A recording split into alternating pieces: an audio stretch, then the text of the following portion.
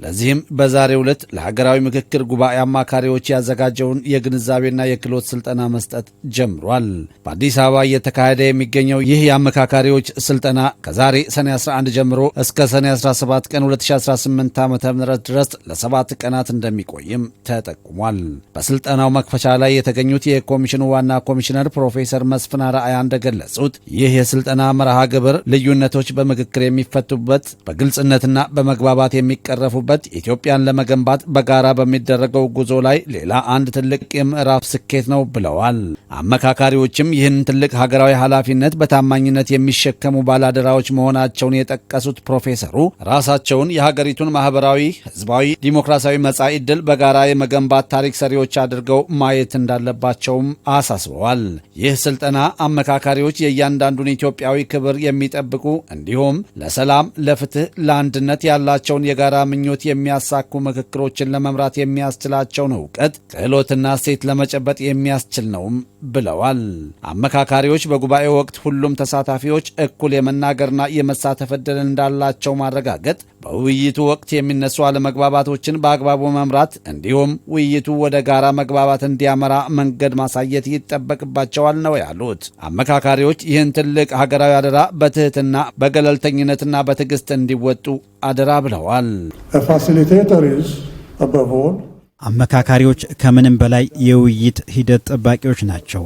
የእምነትና የሁሉንም ተሳትፎ የሚያረጋግጥ አካታች አካባቢን እንድትፈጥሩ እያንዳንዱ ተሳታፊ የበኩሉን አስተዋጽኦ ለማበርከት እኩል ዕድል እንዳለው እንድታረጋግጡ በአክብሮት ማዳመጥንና ገንቢ ተሳትፎን እንድታበረታቱ ልዩነትን ሳታፍኑ አለመግባባቶችን እንድታስተናግዱ እንዲሁም መግባባትንና የጋራ መከባበርን በሚያሳድግ መልኩ ውይይቶችን እንድትመሩ ጥሪ አቀርብላችኋለሁ። ይህ ስልጠና የእያንዳንዱ ኢትዮጵያዊ ክብር የሚያስጠብቁ እንዲሁም ለሰላም፣ ለፍትህና ለአንድነት ያለንን የጋራ ምኞት የሚያስቀጥሉ ውይይቶችን ለማመቻቸት የሚያስፈልጉትን ዕውቀትና ክህሎትና እሴቶችን እንድታሳጥቁ ይርዳችሁ።